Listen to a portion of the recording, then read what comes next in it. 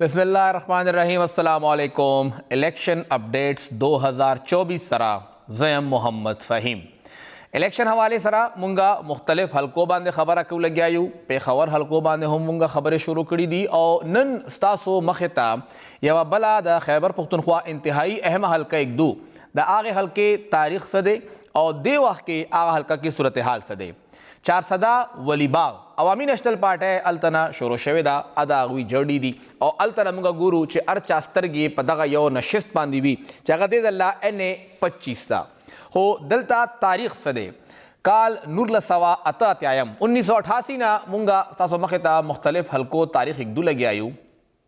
اور دغا حلقہ باندے چارسدہ آغا وقت کے صرف یو دا قومی اسمبلی نشستو اور 1988 کے آغازے کے دا ANP مشر عبدالولی خان سے اغوی دلتا کے درش پہ تزرہ یو سل اور 63,195 ووٹ اغسطو اور دغا سیٹ نا اغوی گٹا تلا سکڑے و اسلامی جمہوری اتحاد نا احسان اللہ سے 34,431 ووٹ اغسطو نو دا سیٹ ANP گٹلیو. ہو کال نور لسوا نوی یو دیر تاریخی انتخاب اور مولانا حسن جان صاحب شیخ الحدیث اللہ تعالیٰ جنت کے بہترین مقام ورکی اغوی دلتا الیکشن کرے ہو اور 66,452 ووٹ اغسطے ہو اور اغوی دلتا جمعیت علماء اسلام پلیٹ فارم نا گٹا ترلا سکڑے ہوا اور بیا ولی خان دغا حلقہ باندے 52,929 ووٹ واغست اور بیا اغوی الیکشن اونک. حسن جان صاحب نا پس اغوی ہم بیا الیکشن اونک 1993 کے ولی خان صاحب زوے اسفندیار ولی خان صاحب الیکشن اونک اور دغا حلقہ باندے اغوی پہلا ذل کامیابی ترلا سکڑا 56,164 ووٹ اغوی واغستل. پیپلز پارٹی میجر ریٹائرڈ مختار احمد خان سے 55,055 ووٹ واغستل او اغوی بیلا. دو دا ANP یو دا JUI 1997 کے 1997 یوزل بیا اسفندیار ولی خان صاحب الیکشنوں کا اور بیا دا الیکشن اغوی اگٹ اغوی 53,059 ووٹ واغستل اور دا JUI مولانا جوہر شاہ صاحب بہانا وارم اغوی 34,733 ووٹ واغستل. دا گوہر شاہ صاحب پہلا نئے قومی اسمبلی الیکشن ہو چے اغوی اک او بیل دین مخ کے اغوی چکم دا در الیکشن شویو چرتا چے حسن جان صاحب گٹھلے وا چرتا چے اسفندیار ولی خان صاحب گٹھلے وا چرتا ولی خان بابا گٹھلے وا اگر درے وانا اغوی کڑیو خواہی پا PF 13 باندے کڑیو اور درے وانا اغوی بیللیو. دو الیکشن اغوی بیگم نسیم ولی خان نا بیللیو اور یو اغوی حشام خان نا بیللیو پا 93 کے 97 کے دا قومیو کو اغیم بیل سلور الیکشن نا اغوی بیللیو. بیا ماشاءاللہ لگے دا اور الیکشن اونشو کال 2002 MMA التا کرالا اور MMA الیکشن دلتا اوشو اور بیا آخر گوہر شاہ سے دا الیکشن اگٹ اگوی 55,917 ووٹ واغستل اور دا ANP اسفندیار ولی خان سے 31,364 ووٹ واغستل یو غٹ گیپو خو بہرحال اگوی دا سیٹ بیل. کال 2008 کے گوہر شاہ سے الیکشن انک اور التا کی دا ANP اسفندیار ولی خان سے دا سیٹ پر درم پیرا اگٹ اور اگوی دلتا کے 57,234 ووٹ واغستل اور پیپلز پارٹی نصیر محمد خان سے 17,883 ووٹ واغستل. دلتا کی دا درے الیکشنہ دوی ٹوٹل گٹھلی دی درے پیر سیٹ گٹھلے شوے دے اور یو پیرا ولی خان بابا انو سلور سیٹونا دا ANP دی اور دعا دلتا کی آغا ٹائم پورے JUI گٹھلیو. 2013 کے PTI راغلے وا ہو آغا زور 50 کے نو زکا دلتا کے گوہر شاہ سے پر دویمہ پیرا الیکشن اگٹ اور اغوی دلتا کے 53,610 ووٹنا واغستل. دا PTI فضل محمد خان 40,254 اور اسفندیار ولی خان سے 38,264 ووٹ واغشت. نو JUI 3 اور ANP 4 دا دلتا کے سکور روانو. 2018 الیکشن کے PTI خپل زور اخو اور دلتا کے فضل محمد خان اگوی الیکشن اگٹ ریکارڈ 83,495 ووٹ دانا ووٹ سپورے چام ندے اغسطے پا دغا حلقہ باندے اگوی کامیاب شو. اسفندیار ولی خان صاحب 59,483 اور گوہر شاہ مولانا 38,252 ووٹ واغشت. گوہر شاہ صاحب دا قومی اسمبلی دویم الیکشن بیل یو ہے 1997 کے بیل لیو 2002 کے گٹھ لیو 2013 اگٹ اور 2018 کے دا الیکشن بیل نو اگوی دا قومی اسمبلی سرو الیکشن کڑی دی دوے گٹلی دی دوے بیللی دی اور درے صوبائی کڑی دی درے وانے بیللی دی. بیا دا سیٹ خالی شو دلته کې استعفا منظوره شوه ضمني الیکشن په 16 اکتوبر 2022 باندې وشو او هغې کې عمران خان صاحب د پی ټی آی پلیټ فارم نه 78589 ووټ واغسته او دا الیکشن هغوی وګټه. ای مقابله کې ایم الولي خان صاحب 68356 ووټ واغشته او دا سیټ هغوی بیل. ایم الولي خان صاحب دې نه مخکې 18 کې صوبایي اسمبلی الیکشن کړی هغه هم بیللی او دا د قومي هم بیله. هغه وخت کې دا NA 24 شوی وه. 2002 الیکشن کې 400 کې د قومي اسمبلی 2 حلقې شوی وې، هغې نه مخکې یو حلقه وه. بله حلقه هغه هلته کې جوړه شوه او هغه حلقه بیا شبقدر علاقه وه. 2002 کې شیرپاو صاحب الټن وګټله، آفتاب شیرپاو صاحب 8 کې هغه وګټله، 13 کې هغه وګټله، 3 الیکشن هغه وګټل. خو 2018 کې هغوی الیکشن د پی ټي آی نه بیللی دی او دې دله هغوی یو ځل بیا الیکشن کوي لګیا دي. نو دې وخت کې چې کوم NA 25 صورتحال دی د 400 تحصیل والا، هلته کې د ایم الولي خان صاحب په مقابله کې دی د ANP طرف نه دوباره الیکشن کوي لګیا دی. یو ځل بیا JUI مولانا ګوهر شاه صاحب له هغوی ټیکټ ورکړ، تېر الیکشن یې بیللی و، دې ځل بیا ټیکټ هغوی سره دی او مقابله یو ځل بیا د فضل محمد خان سره ده. نو اسفندیار ولی خان صاحب په ځای باندې د هغوی زوی راغی، باقي دواړه کسان په خپل ځای باندې دي. خو ایم الولي خان صاحب ضمني الیکشن کې دلته ډېر زیات کار کړی و، کوم چې یې ووټ واغشته تقریبا 64,000 ووټ هغوی اغستی او دا ووټ 68,000 ووټ اغستی و. دا ووټ اوسه پورې دغه حلقه باندې بل چا پی ټی آی مقابله کې نه دی اغشتی. نو دا یو ډېر غټ ووټ دی او دغه ووټ اوس هغه وخت کې عمران خان کرزما هم وه. دا مقابله اوس عمران خان سره نه ده، دا فضل محمد خان سره ده او دا ګوهر شاه مولانا سره ده. نو دلته کې صورتحال لږ مختلف دی. ایم الولي خان صاحب پوزیشن بدل دی، د نورو پوزیشن بدل دی. ګورو به چې 8 فروری باندې په دغه حلقه باندې د هغې ځای خلک، د 400 خلک، د تنګي خلک، د حلقې په دې کې راځي، د هغې ځای خلک د چا په حق کې خپل حق ارادهي استعمالوي. یوړه شان دمه اخلو.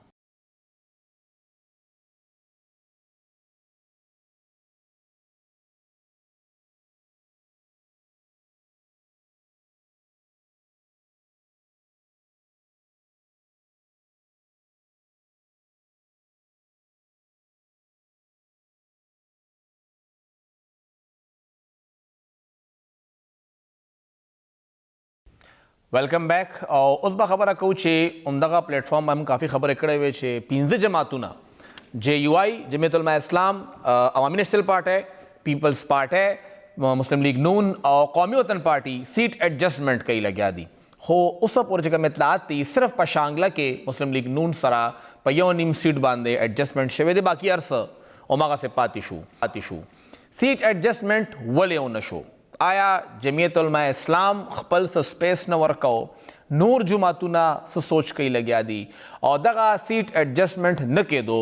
ګټه به څوک اوچتوي؟ دې وخت کې موږ سره ټلیفون د لارې پېښور کې د جیو نیوز بیورو چیف سینئر صحافی شکیل فرمان علی صاحب موجود دے. شکیل صاحب بہت بہت شکریہ ہمیں وقت دینے کے لیے. یہ سیٹ ایڈجسٹمنٹ نہ ہونے کی وجہ آپ کو کیا لگتی ہے؟ پاکستان تحریک انصاف گیم سے آؤٹ ہو گئی اور اب پورا کیک جو ہے ان سب میں ڈیوائیڈ ہو رہا ہے، اس لیے سب الگ الگ لڑ رہے ہیں یا کوئی اور وجہ ہے؟ فہیم صاحب، اگر آپ ذرا ہسٹری دیکھیں تو جس وقت PDM کی حکومت تھی تو اس وقت جو ہے ان میں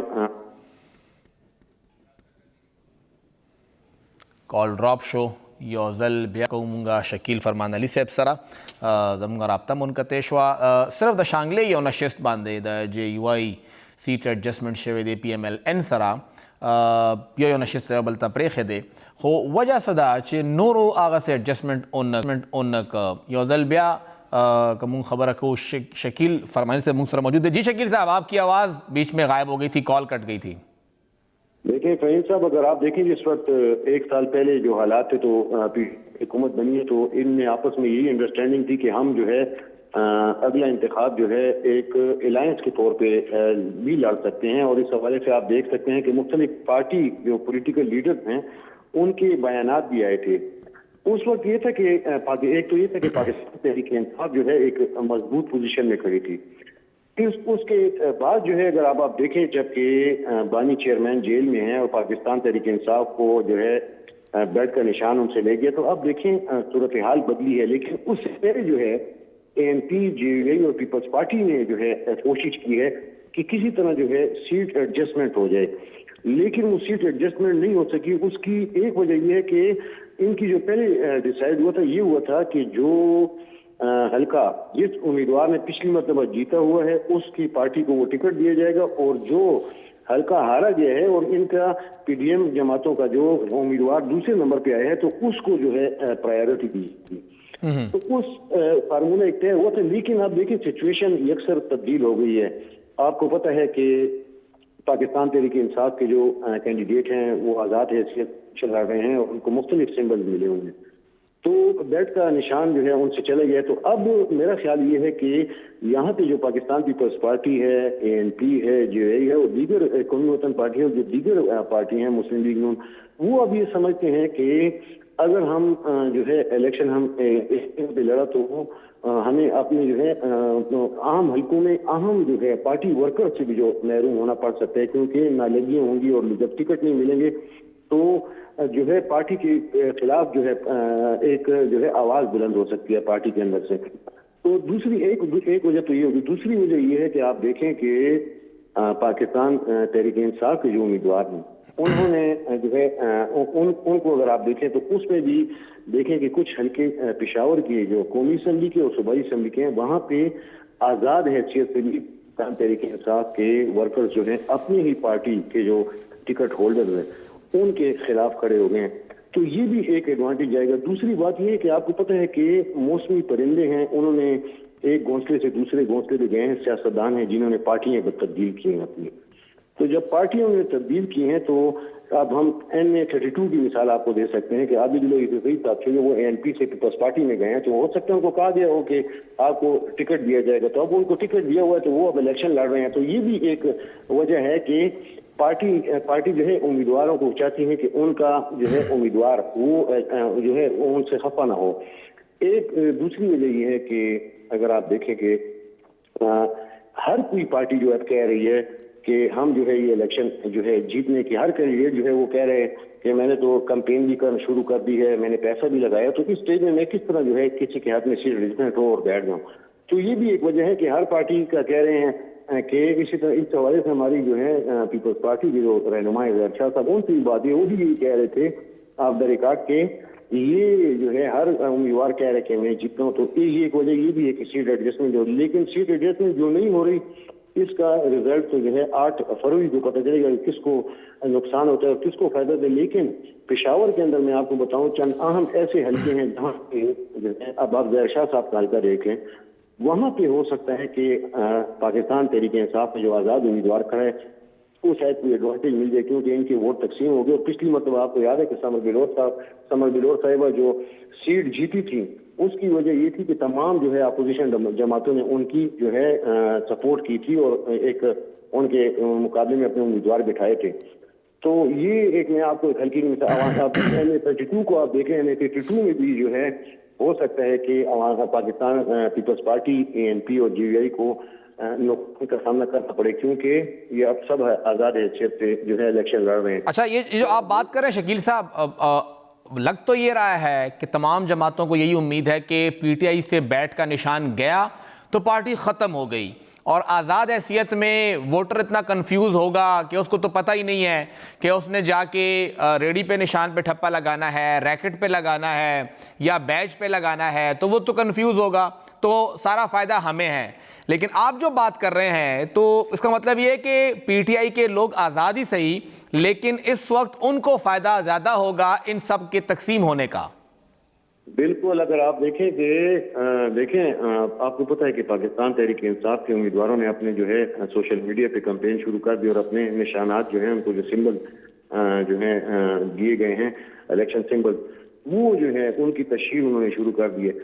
نقصان ان کو ہوگا. اور دوسری بات یہ ہے کہ ایک میں آپ کو فہیم صاحب بات کہہ دوں کہ ایک ڈر یہ بھی ہے اور جو کہ حقیقت بھی ہے کہ اس طرح ہو بھی سکتا ہے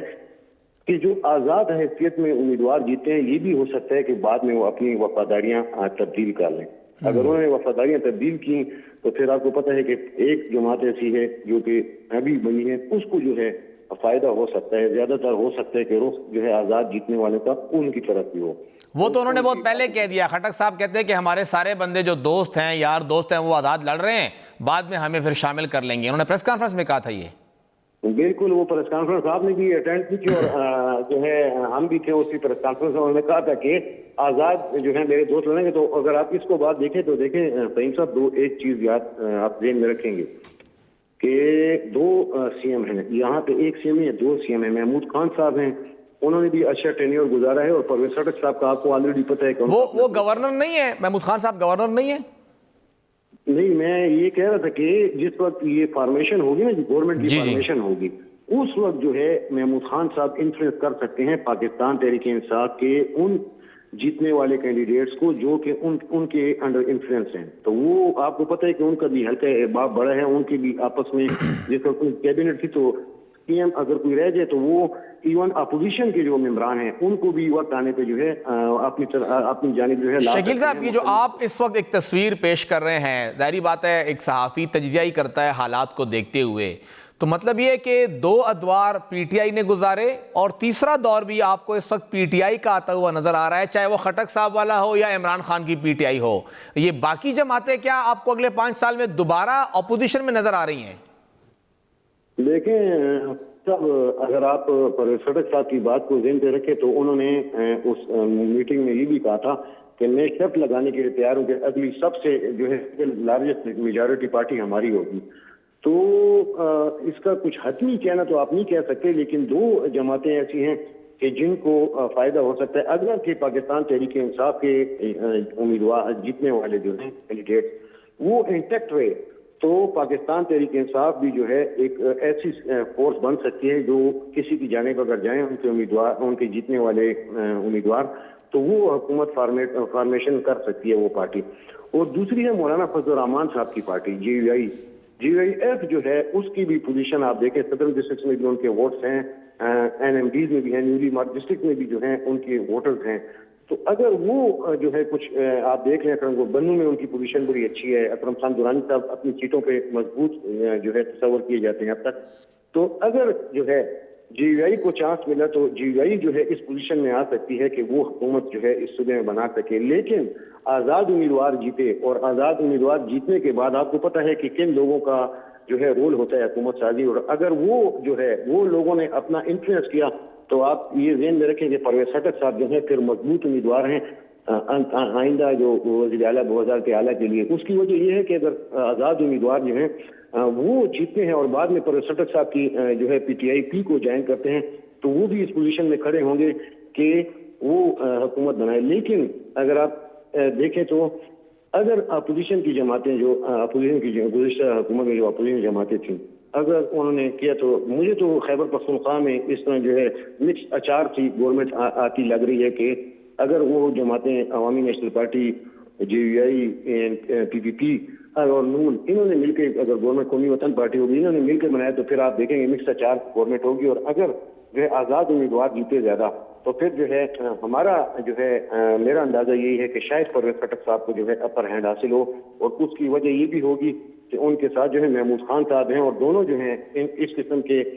وزیر اعلیٰ رہ چکے ہیں، اور اپنے جو پی ٹی آئی کے ان کے اراکین جو جیتے ہیں، امیدوار جیتے ہیں، ان کو اتنا انفلوئنس کر سکتے ہیں کہ اپنی جانب جو ہے لا کے اور ایک میجورٹی پارٹی خود کو بنائیں اور ایک گورنمنٹ فارم کر لیں. لیکن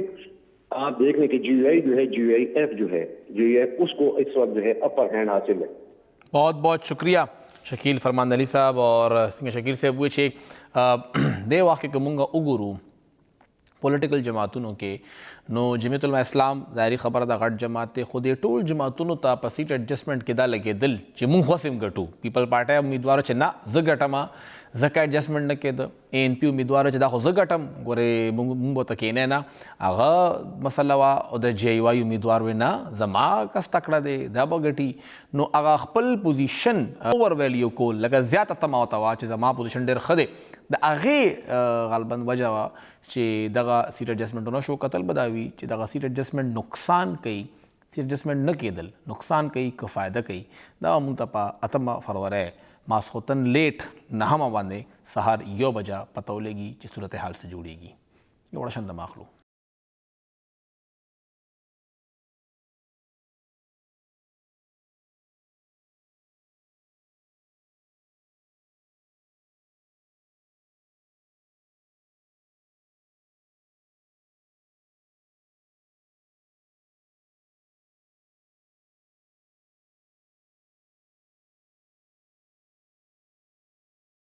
ویلکم بیک. نن اچانک سهار دا خبر راغی چې اسلام آباد کې مختلف یونیورسټیانې بند کړې شوې. د ترهګرۍ خطره ده، خو اسلام آباد پولیس بیا چې د هغوی کوم سی پی او دی هغه ویډیو بیان کې وی چې موږ نه دي بندې کړی، د موږ سایډ نه څه کلیر دي، هیڅ مسله نشته دی. بل خواته موږ وګورو نو لکي مروت کې دفعه 144 لګېده او الیکشن نه پس پورې به دا دفعه 144 مطلب اس قسمه الیکشن ایکټیویټي هلته نشي کېدی. ریلی، جلسه، جلوس، کارنر میټینګ په هر څه باندې پابندي وکړه. لکي مروت کې به انتخابي مهم نه کیږي. څه عجیبه صورتحال دی، وی امن و امان مسله ده. صورتحال څه دی، امن و امان څه مسله ده او دا خطره با کیټر کیږي څنګه، مقابله به څنګه کیږي. دې وخت کې موږ سره ټلیفون د لارې پېښور کې د هم نیوز بیورو چیف سینئر صحافي طارق وحید صاحب موجود دی. طارق صاحب ډېره مهرباني.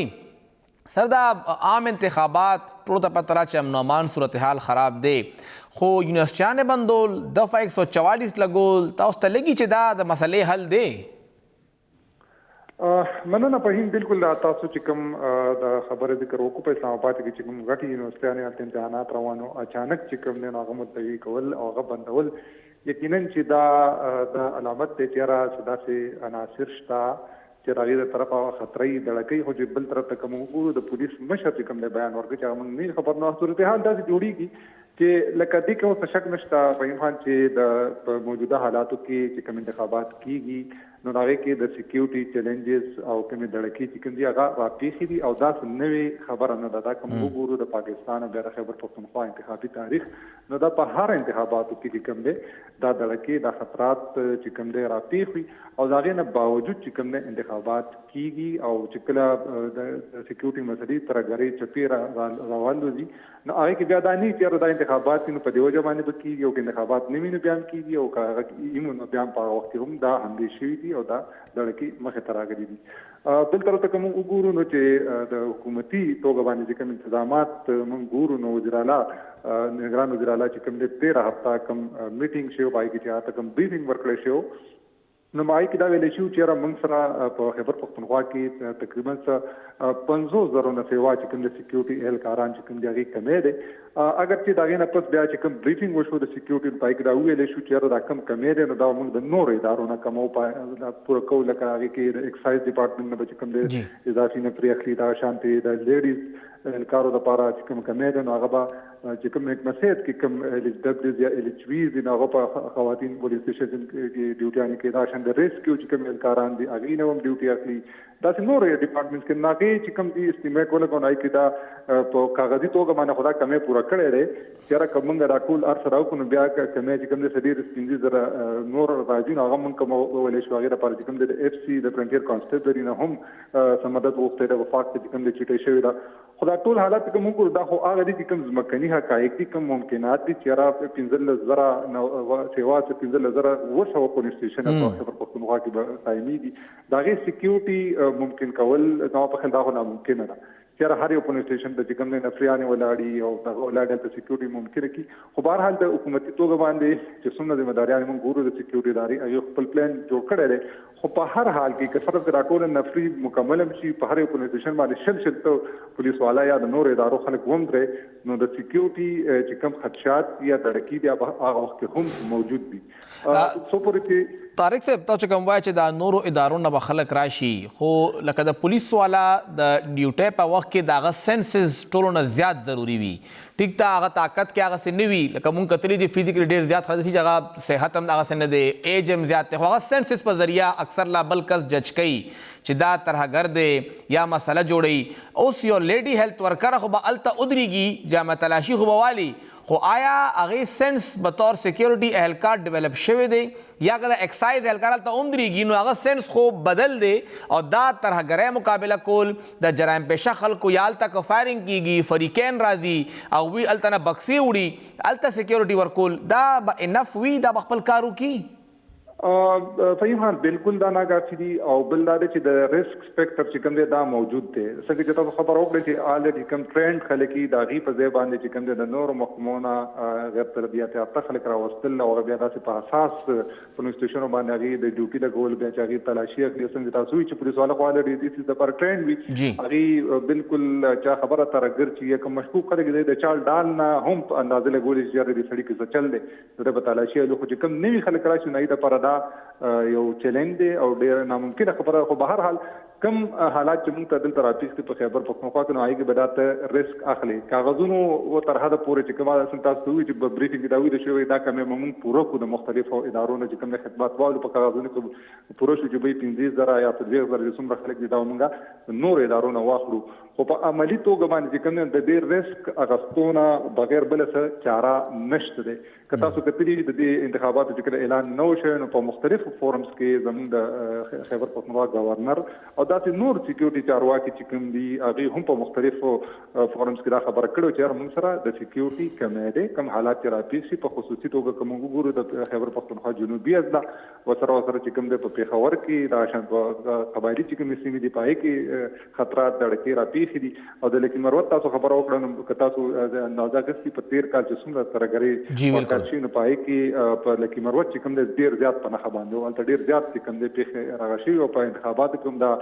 دړکې او دا خطرې شته چېرته دلته به چې کوم دی ترهګر څه کاروی کوي. خو زما په خیال چې دفعه 144 لګول او بیا چې کوم دی په بل طرف ته وګورو په پوه شېري لکي مروت خو پرېږدو فهیم خان لکه په اسلام آباد غوندې ځای ته موږ د ټول نه های سکیورټي سټي ویلی شو چې هلته لکه دا فیصله کېږي چې د سکیورټي خدشات په ځای باندې فوجه باندې چې کوم دلته امتحانونه ملتوي کېږي او غټې تعلیمي ادارې چې کوم دی بندېږي نو لکي مروت خو چې خبره د خیبر پښتونخوا یو پسمانده ضلع ده هلته آلریډي خطرات راپېښ دي هلته پېښې هم شوي دي. زما په خیال د هغې په نسبت باندې خو دا څه حیثیت نه لري. خو زما په خیال چې دا څومره حالات راپېښ دي د سکیورټي خدشات دړکې دا به موجود وي او د هغې په بنا باندې بیا انتخابي عمل رکاول زما په خیال زه دا مناسب نه ګڼم. حکومت دا په کار دی چې یاره که فرض کا دا سکیورټي خدشات او دا دړکې راپېښ نو مخکې به یې چې کوم میټینګونه شي په هغې کې به ویل چې دې علاقو کې موږ انتخابات نشو کولی او دا دې ملتوي کړی شي نو هغې د بل هغه کوم امیدواران دي یا سیاسي جماعتونه دي هغې به خپل مراحل نه مخکې کول هغې به الیکشن مهم نه کوو هغې به کاغذونه نه جمع کول. اوس په داسې سټیج کې چې کاغذات نامزدګي وشو نشانات الاټ شو انتخابي عمل په عملي توګه باندې شروع شو په داسې مرحله کې بیا ته وایي چې یار بدل ته به دفعه 144 زما وخت دا غیر مناسبه ده او د دې چې کوم نه دا فرض که دا ممکن نو یا واقعي داسې دړکې راپېښې وي که هغه سکیورټي ادارو ته پته وي نو په کار ده چې د دې مخکې اعلان شوی چې دلته انتخابات به حالات چې کله سازګار شي نو هلته به انتخابات کېږي. او تاسو ته لګي چې دا شیز بیا ټرینډ مخکې هم خورېدي شي لکه لکي مروت کې وشو چاپیسونه وې نو سبا له به خیبر والا هم دا کارو کی بیا به ورسره اورکزو والا هم دا کارو کی وزیرستان کې به هم وشي پټان کې به هم وشي. بالکل فهیم خان لکه ما خو ورته وویل چې دا د مسلې حل نه دی که فرض که واقعي داسې جینون چې موږ ورته حقیقي خطرې راپېښې وي دړکې راپېښې وي نو د هغې چې کوم دی مخکې نه چې کوم دی بندوبست پکار یا خپل ته اضافي چې کوم دی سکیورټي بندوبست پکار پلان جوړول پکار یا که فرض که بالکل ناګزیر وي تا سره سکیورټي بندوبست هم نشته تا سره انتظام هم نشته پلان هم نشته سکیورټي نو بیا هلته انتخابات چې کوم دی هغه ډیلې کولو یو قانوني لاره وا چې دلته حالات سازګار نه دي دلته چې کوم دی دړکې راپېښې دي نو انتخابات به ملتوي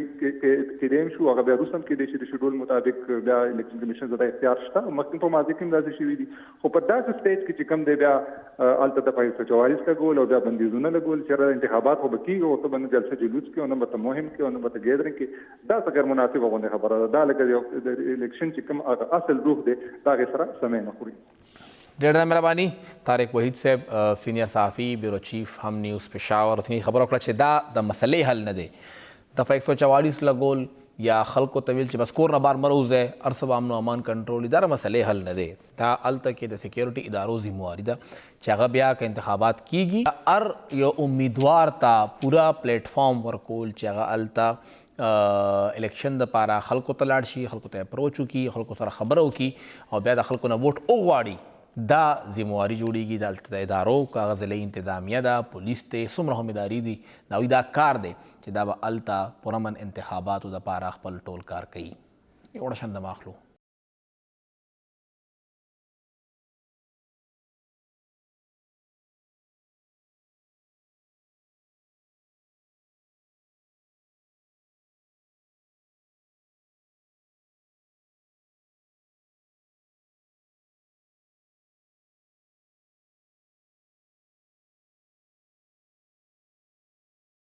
ویلکم بیک. هر طرف ته د الیکشن خبرې دي خو د الیکشن سره نورې مسلې به هم مخې ته راوړو. او پرون ماسخوتن ډیر لیټ ټایم کې تقریبا زیاتره خلک ودو چې دا اطلاع مخې ته راله چې د پیښور چې کوم د موبایلو مارکیټ دی په صدر کې هلته کې اور لګېدلی دی. هلته کې مختلف پلازې دي، فرکسیر پلازا ده، بلور پلازا ده، او بیا هلته کې یوه غټه پلازا چې هغې ته ټایم سنټر وایي او دلته زیاتره مخامخ دکانونه دي، دلته ګدامونه ډېر زیات دي او همدغه د موبایل سپیر پارټس، د هغې کورز، د هغې بیټریانې، پاور بینک، دا هر څه څومره هم د هغې اکسسریز یا ملاویږي یا خلکو هلته ایښي دي، دوکانې باري او دا مال هلته ایښي وي. هلته اور لګېدلی و، اور لګي ارزه کې لګي او بیا هغه شارټ سرکټ سره هغه اور ختم شي. خو حیرانتیا خبره دا وه چې دا اور کم چې پرون بیګا ناوخته لګېدلی و، نن غرمې هغه اور مړ شو. کنټرول په هغې باندې تقریبا 14 ګنټې پس راغې. دینا اول چې د خیبر پښتونخوا تاریخ کې کیدي چې ته مخکې شوي کم از کم زما په یادګیرنه کې نه راځي چې دومره زیات وخت دپاره اور لګېدلي. ریسکیو اهلکاران ملته وو، د پاکستان آرمی اهلکاران ملته موجود وو، د کنټونمنټ بورډ هم موجود وو او څومره ادارې وې ټول هلته وې. دا اور دومره ټایم ولې لګېدلی و؟ دا ټولو ادارو سره پروفیشنل ارس موجود دي،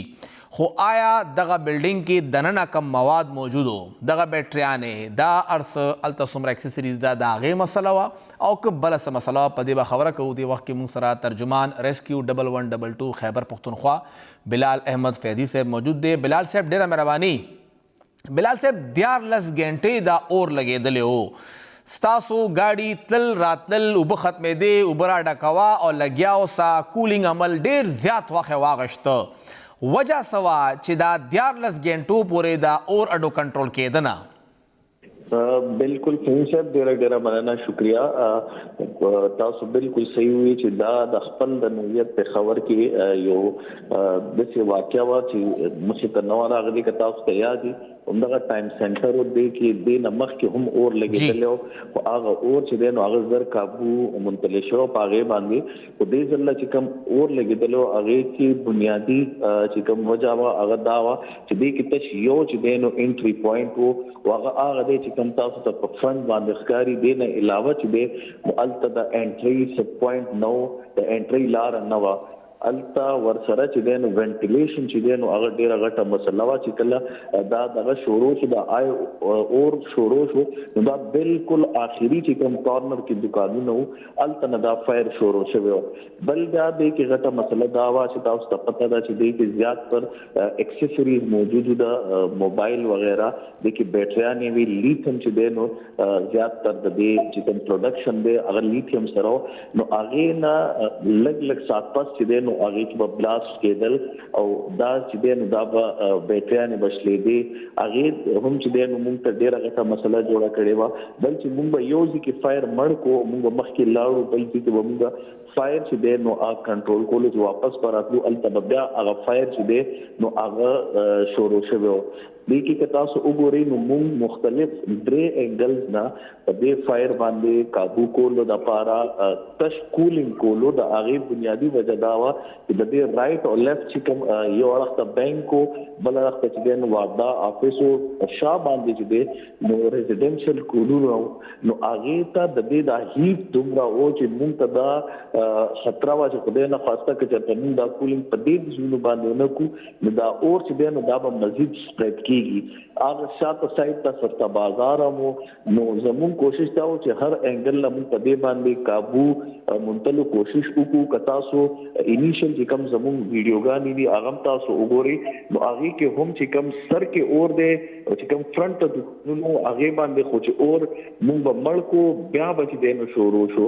هغې وجه دا وه چې زموږ سره ایکس پوینټ چې دی نو هغه ډېر کم و. بل تاسو ته پته ده چې کله هم داسې انفراسټرکچر نن سبا جوړېږي نو هغې کې د دې شي چې دی نو هغه لیپسز ډېر زیات وي چې هغې کې وینټیلیشن پراپر دغه نه وي. بل دا دی چې تاسو دې کې وګورئ نو چې کوم د هغه دي مقامي خلک وو د هغوی مطابق دلته 80 دکانونه وو، خو دې نه زیات چې دی نو هغې کې کاونټر د موبایل کاونټر چې دی نو هغه ډېر زیات وو. هغې کې که تاسو ته ویم چې کله زموږ فایر فایټرز دننه تللي دي نو هغوی چې کله دې فایر ته به دغه کېدل نو دې اور سره چې څومره شیشې به وي هغوی به